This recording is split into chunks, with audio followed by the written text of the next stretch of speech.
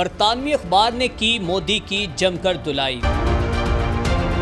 دی economist نے بھارت کو کیا بے نقاب۔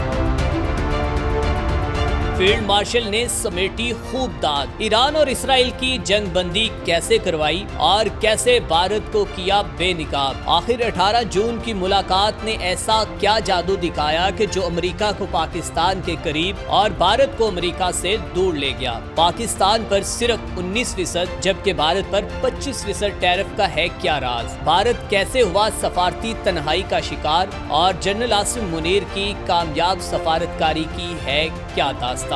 آئیے جانتے ہیں آج کی اس ویڈیو میں۔ دوستو، نریندر مودی کی عزت نہ اپنے گھر میں محفوظ رہی اور نہ ہی غیر ملکی اخباروں میں۔ پاکستان کو چھیڑنا مودی کو اتنا مہنگا پڑا کہ اب وہ نہ صرف سفارتی تنہائی کا شکار بلکہ اپنے ہی ملک میں رسوا ہو چکا ہے۔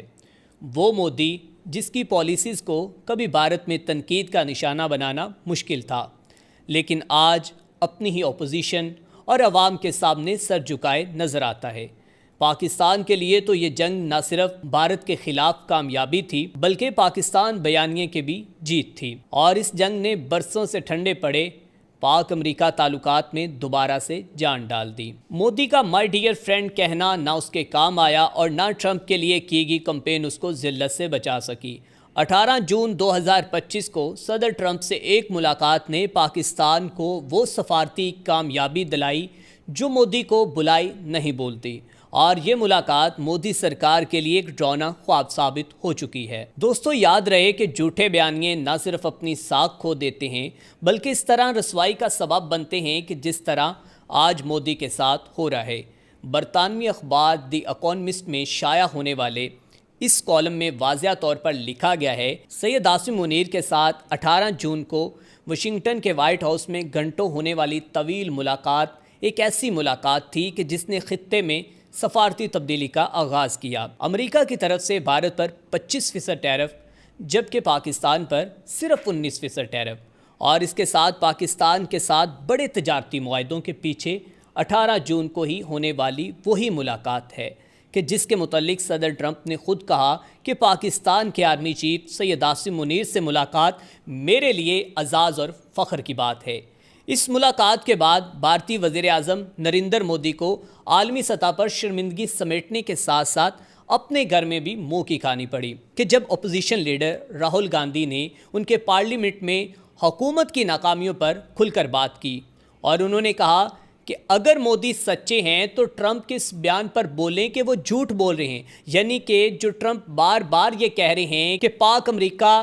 جنگ کے اندر ثالثی کا کردار میں نے کیا ہے۔ اور انہوں نے کہا کہ وزیر خارجہ جے شنکر کی تقریر پر بھی میں سوال اٹھاتا ہوں اور ان سے پوچھتا ہوں کہ دہشت گردی کی مذمت کی بات کی، لیکن یہ نہیں بتایا کہ پہلگام واقعے کے بعد کس ملک نے پاکستان کا نام لیا ہے۔ اور اس کا مطلب ہے کہ دنیا بھارت اور پاکستان کو ایک ہی سطح پر دیکھ رہی ہے۔ امریکہ سمیت کئی ممالک نے پاکستان کے موقف کو سراہا ہے جبکہ بھارت کا مبہم اور سیاسی بیانیہ مسترد ہو چکا ہے۔ مودی سرکار کی جانب سے جھوٹ بول کر دنیا کو گمراہ کرنے کی کوششیں اب ناکام ہو گئی ہیں اور ان کا اصل چہرہ سب کے سامنے آ چکا ہے۔ اس جگ ہسائی اور آپریشن سندور میں ناکامی کے بعد بھارتی وزیر اعظم یہ سمجھ رہے تھے کہ امریکہ انہیں وائٹ ہاؤس میں مدعو کرے گا، لیکن امیدوں کے خواب اس وقت بکھرے کہ جب ٹرمپ نے انہیں 25% ٹیرف کا سرپرائز دیا جس نے بھارت کی تمام خواہشات پر پانی پھیر دیا۔ لیکن دوستو، ان تعلقات میں سرد موری کی بڑی وجہ مودی کا احسان فراموش بھی ہونا ہے،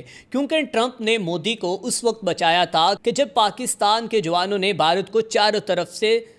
گھیر لیا تھا اور پاکستان نے بھارت کی ایسی دھلائی کی تھی کہ آج اس کے اوپر ایک تاریخ لکھی گئی ہے۔ امریکہ اس وقت ثالثی کا کردار ادا کرتے ہوئے فرنٹ پر آیا، مگر بھارت اس بات سے مکر گیا اور کہا کہ یہ جنگ بندی تو ہم نے کسی کے کہنے پر نہیں کی بلکہ ہم نے خود جنگ بندی کا فیصلہ کیا ہے، اور بعد میں یہ الزام تراشی کی کہ پاکستان میں پہلی درخواست دی ہے کہ وہ جنگ بندی کروائے۔ اسی حوالے سے بھارتی وزیر خارجہ اور وکرم مسری کے بیانات جو ہیں ان دونوں میں ہمیں تصادم دیکھنے کو ملا کہ کہیں پر تو وہ امریکہ کی ثالثی کو مان رہے تھے اور کہیں پر وہ امریکہ کے ثالث ہونے کا کردار کو واضح طور پر اس سے انکار کر رہے تھے۔ بھارت کا یہی سفارتی جھوٹ تھا کہ جس نے امریکہ کو بھارت سے بدزن کر دیا ہے۔ व्यूवर्स, अमेरिका का पाकिस्तान के मिनरल्स और ऑयल एंड गैस सेक्टर में इन्वेस्टमेंट करना भी पाकिस्तान की एक बड़ी सफारती कामयाबी है, जिसका क्रेडिट द इकोनॉमिस्ट ने आर्मी चीफ सैयद आसिम मुनीर और सदर ट्रंप की मुलाकात को ही करार दिया है। इसके साथ साथ बरतानवी अखबार ने जो सबसे बड़ा इंकशाफ किया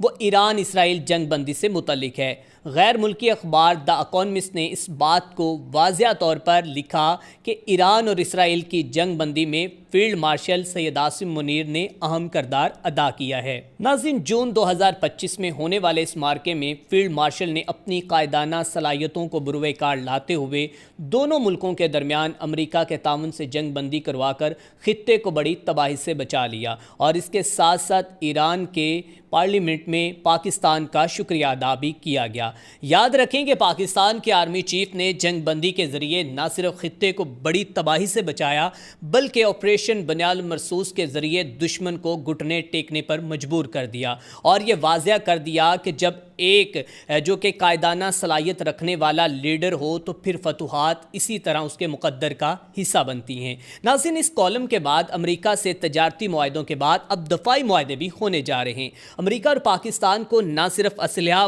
बल्कि बख्तरबंद गाड़ियाँ और नाइट विजन टेक्नोलॉजी देने को भी बातें कर रहा है और अब वो वक्त आने वाला है कि जब पाकिस्तान और अमेरिका के दरमियान ताल्लुकात जो हैं वो इंतहाई बेहतर अंदाज में जाते हुए नजर आ रहे हैं। अमेरिका ने दाइश के खिलाफ की गई पाकिस्तान की कार्रवाइयों को न सिर्फ सराहा है बल्कि दहशतगर्दी से निपटने के लिए पाकिस्तान का साथ देने को भी अमेरिका मुकम्मल तौर पर तैयार है। एक तरफ अमेरिका पाकिस्तान के साथ दहशतगर्दी को ख़त्म करने में मुआवनत करने जा रहा है, जबकि दूसरी तरफ भारत की तखरीबी सरगर्मियों का जायजा भी ले रहा है, यानी कैसे भारत खित्ते में जारियत को फैला रहा है और किस तरह इस खित्ते का अमन तबाह करने के लिए मोदी सरकार जो है अपनी सियासत को चमकाने के लिए हर वो काम करता जा रहा है जो कानून और जो कि आलमी कवानीन के ख़िलाफ़ है। नाज़रीन, उड़ी 2014 से लेकर पहलगाम तक अगर बात की जाए तो भारत हर बार फॉल्स फ्लैग ऑपरेशन करके खित्ते के अमन को तबाह करता हुआ नजर आ रहा है, मगर अब अमेरिका इन सरगर्मियों को करीब से देख रहा है क्योंकि इस मुलाकात में जनरल आसिम मुनीर ने भारत को बेनिकाब कर दिया है और भारत का घिनौना चेहरा भी दुनिया के सामने ले आया है।